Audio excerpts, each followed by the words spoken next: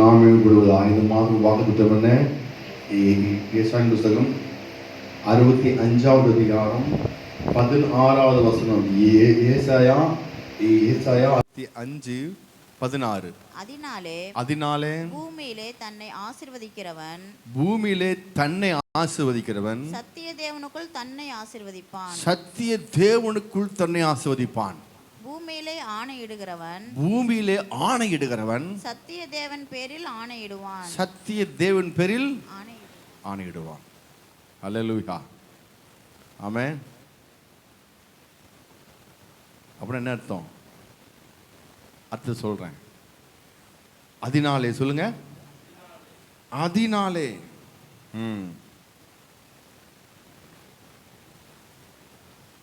அதனாலே என்ன ஆகும் என்றால்,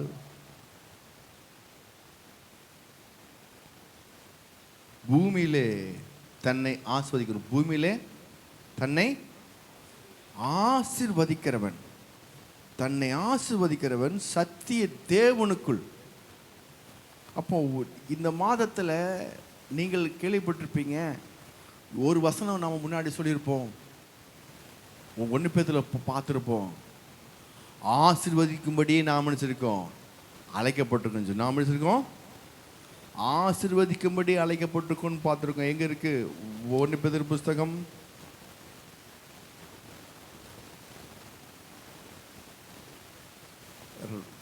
3ஆம் அதிகாரம் 9ஆம் வசனம். தீமைக்கு தீமையும் உதாசீனத்தையும் சரி கட்டாமல் அதற்கு பதிலாக நீங்கள் ஆசீர்வாதத்தை சுதந்து கொள்ளும்படி அழைக்கப்பட்டுள்ள என்று அறிந்து ஆசீர்வதிங்க. சொல்லுங்கள், ஆசீர்வதிங்கள். இப்போ ஆசீர்வதிங்கன்னு சொன்ன வார்த்தை இதில் இன்னும் ஒரு மிக முக்கியமான வாரம். ஆசீர்வதிங்கள் நீங்கள் நினைச்சிட்டு மற்றவங்க ஆசீர்வதிங்கன்னு சொல்லி, ஆனால் இங்கே போட்டிருக்கு தன்னை ஆசீர்வதிங்க. சொல்லுங்க.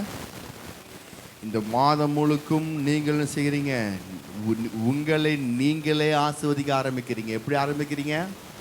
உங்களையே நீங்களே ஆசீர்வதிக்கிறீங்க. அப்போ உங்களை நீங்களே எப்படி ஆசீர்வதிக்கிறது? அப்படி உங்களை நீங்களே ஆசீர்வதிக்கும் பொழுது, உங்களை நீங்களே ஆசீர்வதிக்கும் பொழுது முந்தின இடுக்கண்கள் மறக்கப்பட்டு அவைகள் என் கண்களுக்கு மறைந்து போகும். அவைகள் கண்களுக்கு. அப்போ 5 மாதம் வந்த எல்லா இடுக்களும் இந்த 6வது மாதத்தில் மறக்கப்பட்டு அழிக்கப்பட்டு மறைந்து போக வேண்டும் என்றால், இன்றிலிருந்து நீங்கள் என்ன செய்ய போறீங்க? உங்களை நீங்கள் ஆசீர்வதிக்க போறீங்க. நீங்கள் ஆசீர்வதிக்கும்படி, உங்களை ஆசீர்வதிக்கும்படி, நீங்கள் ஆசீர்வாதத்தை பெற்றுக்கொள்ளும்படி எங்கேயும் அலைய தேவையில்லை. நீங்களே உங்களை ஆசீர்வதிக்க போறீங்க.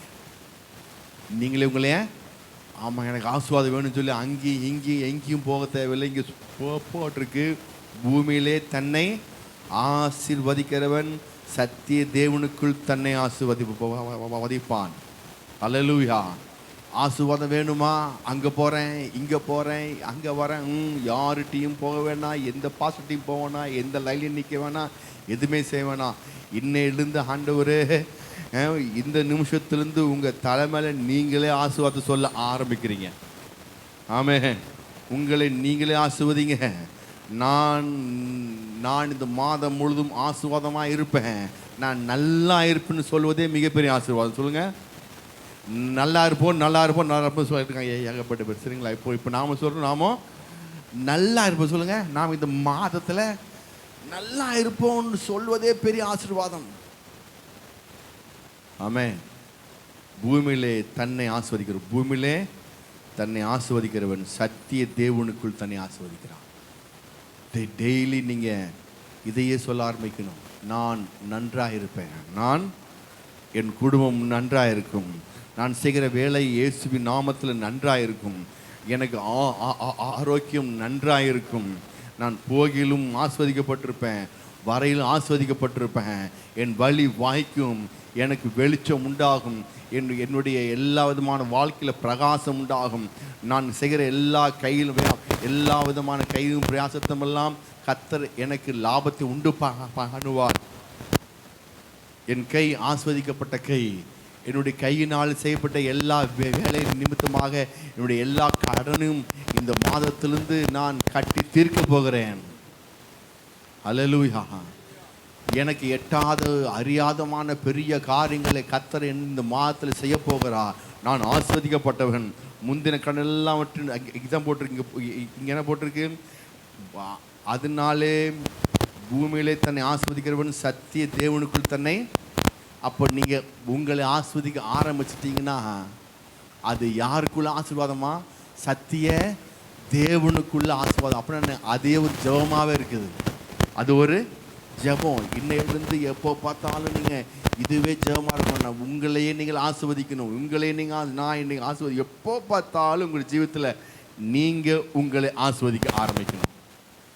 அல்லேலூயா. நாம் நினச்சிட்டோம் ஆசீர்வாதம் வேணும், அதற்கு என்ன செய்ய வேண்டும்? நம்ம கேட்டதில் எப்படிங்க? ஆசீர்வதிக்க வேணுமா? உனக்கு ஆசீர்வாதம் வேணுமா? நீ அதை செய்ய, இதை செய்ய, அப்படி பண்ணு, இப்படி பண்ணு. அப்படி தான் கேட்டிருக்கோம். அப்போ தான் எனக்கு ஆசீர்வாதம் வரும். இங்கே போட்டிருக்கு தன்னை ஆசீர்வதிக்க. சொல்லுங்கள், தன்னை ஆசீர்வதிக்கிறோம். உங்களை நீங்கள் ஆசீர்வதிங்க. இயேசுவின் நாமத்தை நான் இன்னையிலிருந்து என் தலைமையில் என் கை வைக்கிறேன். ஆண்டவரே, எனக்கு முழுக்க உச்சந்தல் உள்ளாமல் ஆசீர்வாதம் உண்டாகுவதாக. என் நாடின் நரம்புகள் ஆஸ்வதிக்கப்படுவதாக. நான் எதை சொன்னாலும் அப்படியே பழிப்பதாக. அல்லேலூயா. ஆமென். சொன்னா அப்படியே பழிப்பதாக. சொன்னா அப்படியே பழிப்பதாக. சொன்னா பழிச்சிருங்க. சொன்னா பழிச்சிரும். ஆமாம். என் மேலே ஆசீர்வாதம் இருக்குது. பூமியிலே தன்னை ஆஸ்வதிக்கிறவன் சத்திய தேவனுக்குள் தன்னை ஆசீர்வதிப்பான். நான் இந்த மாதம் முழுவதும் நான் என்ன ஆசீர்வதிக்க போகிறேன். முதல்ல நான் ஆசீர்வாதமாக இருப்பேன். வேதம் போட்டு ஆபிரகாமுக்கு கர்த்தர் சொல்றார், நான் உன்னை பெரிய ஜாதியாக்கி பழுக பெருக செய்து இல்லை நான் உன்னை ஆதியாகமம் புஸ்தகம்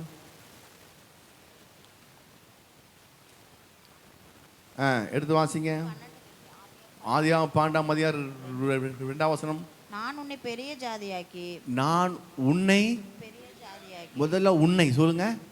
முதல்ல உன்னை நான் மற்றவங்களை விட நான் மேலே ஃபஸ்ட்டு நான் மற்றவங்களை விட நான் உண்மையில நினச்சிருக்கேன். மிகவும் ரொம்ப கருத்தாக இருக்கிறேன். நான் முதல்ல உன்னை பெரிய ஜாதியாக்க போகிறேன். நான் உன்னை அப்படின்னு அர்த்தம். நீ தான் எனக்கு முக்கியம். முதல்ல நான் உன்னை செய்ய போகிறேன். உன்னுடைய வாழ்க்கையில் உன்னை ஆஸ்வதிக்க போகிறேன். அல்லேலூயா. உன்னை பெரிய ஜாதியாக்கி. அப்புறம் உன்னை ஆசீர்வதித்து. உன்னை பாருங்க, எல்லாமே அவருங்க. முதல்ல ஆசீர்வாதம் என்பது தனிப்பட்ட ஜீவிதத்தில் கிரியை செய்ய வேண்டும். எப்படிங்க ஆசீர்வாதம் என்பது?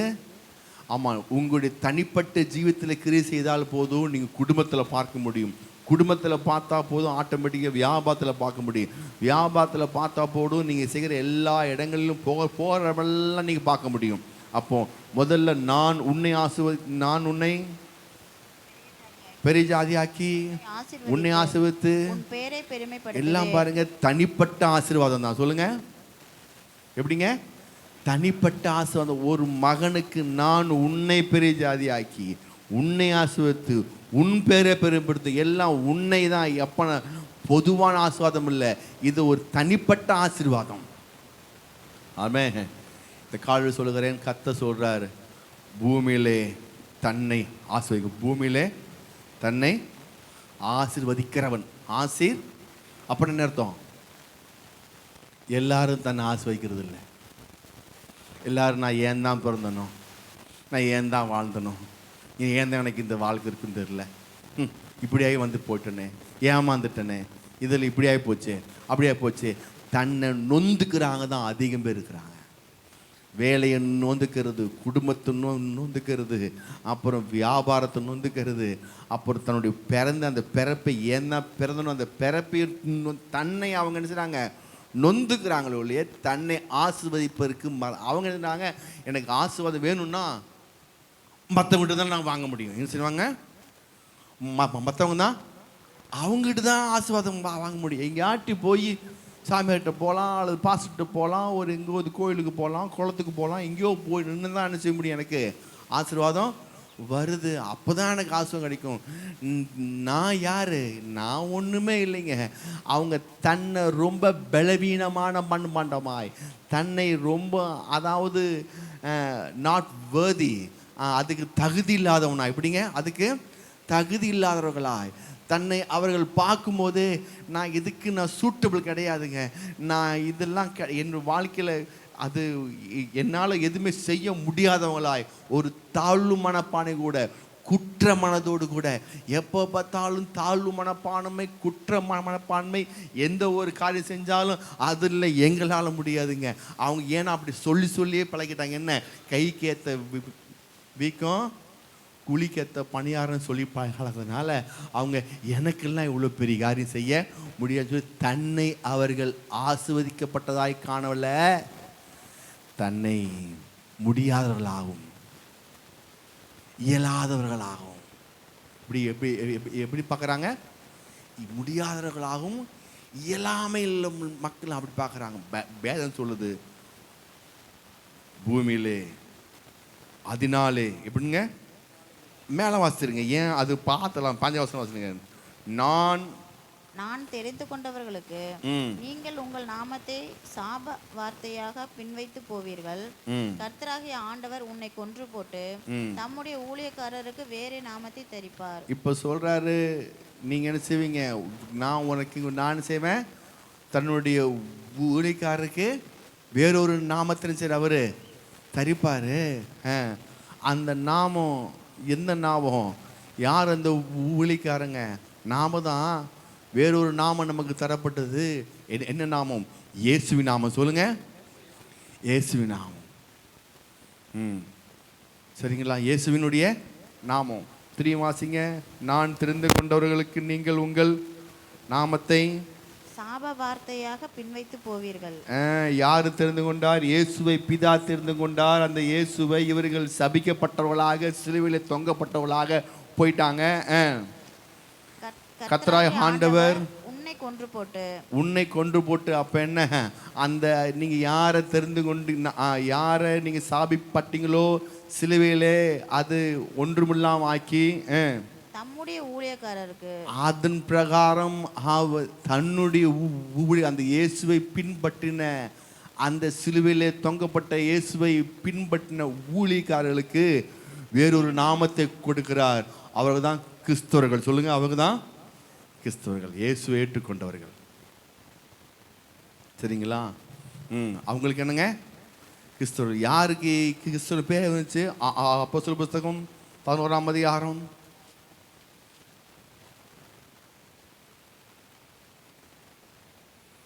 26ஆம் வசனம். அவர்கள் ஒரு வருஷ காலமாய் சபையோடு கூடியிருந்து அநேக ஜனங்களுக்கு உபதேசம் பண்ணினார்கள். முதல் அந்தியோகியாவிலே சீசர்களுக்கு கிறிஸ்தவர்கள் என்கிற பேர் வழங்கிற்று. கிறிஸ்தவர்கள் பேர் என்று, ஆமா, இவர் சிலுவையில் கொன்று போட்டு அதுக்கப்புறம் அவருடைய ஊழியக்காரனாக நமக்கு என்ன பேர் கொடுத்தாங்க?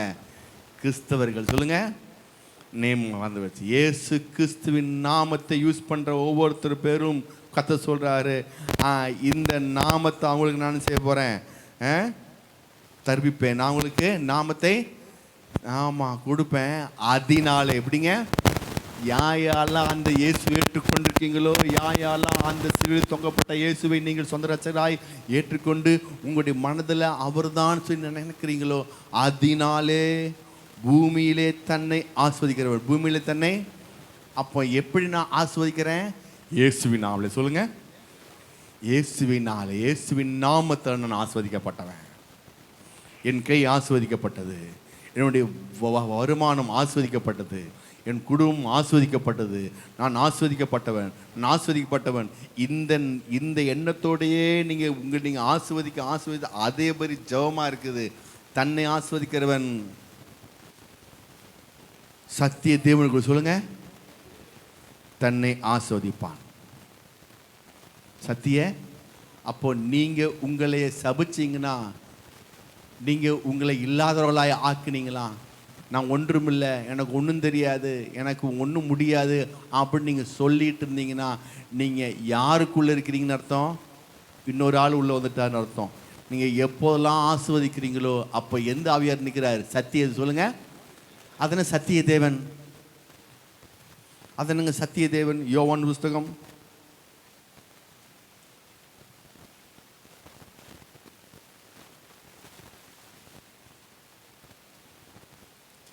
16 அதிகாரம் 13 வசனம். யோவான் புஸ்தகம் 16:13.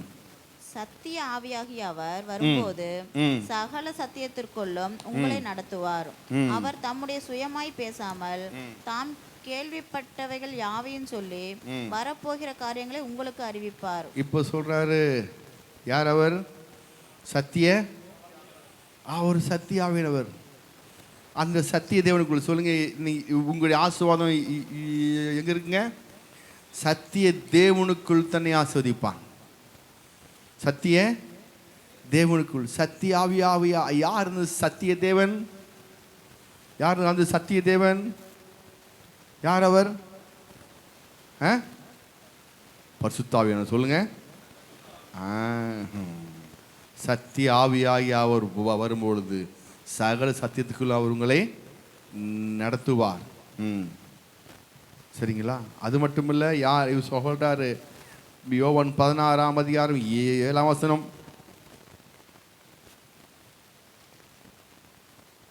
நான் உங்களுக்கு உண்மையை சொல்லுகிறேன், உண்மையை சொல்லுகிறேன். நான் போகிறது உங்களுக்கு பிரயோஜனமா இருக்கும். நான் போகிறது உங்களுக்கு பிரயோஜனமா இருக்கும். நான் போகாதிருந்தால் தேற்றரவாளன் உங்களிடத்தில் வரார். யாரு தேற்றவாளன்? அவர்தான் ஆவியானவர். சொல்லுங்க. அவர்தான் ஆவியானவர். அப்புறம் நான் போவேனாகில் அவரை உங்களிடத்திற்கு அனுப்புவேன். அவர் யார்? அவர் சத்தியாவியாகியா யார்? அவர் தான் தேற்றவாளன். யார் அவர்? அப்போ நீங்க தன்னை ஆசீர்வதிக்கிறவன். சொல்லுங்க.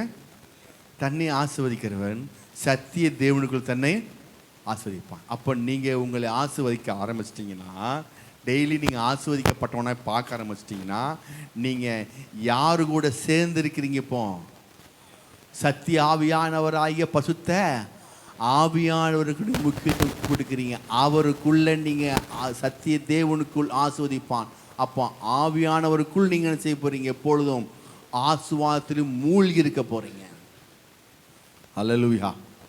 அப்போ என்ன செய்ய போறீங்க? இன்னையிலிருந்து ஆண்டவர் இயேசுவின் நாமத்தினால நான் என்ன செய்ய போறேன்? ஆசீர்வாதத்தில் சொல்ல போறேன். நான் எப்படிப்பட்டவன்? நான் எப்படிப்பட்டவன்? பூமியிலே ஆசீர்வதிக்கப்பட்ட நான். பூமியிலே எதெல்லாம் நான் இழந்து போனனோ, எதெல்லாம் நஷ்டப்பட்டனோ, எதெல்லாம் எனக்கு இல்லாமல் போயிடுச்சோ, எதெல்லாம் எனக்கு வராமல் போச்சோ, அதெல்லாம் இயேசுவின் நாமத்தினால வரும். எனக்கு எல்லாம் வந்து சேரும்.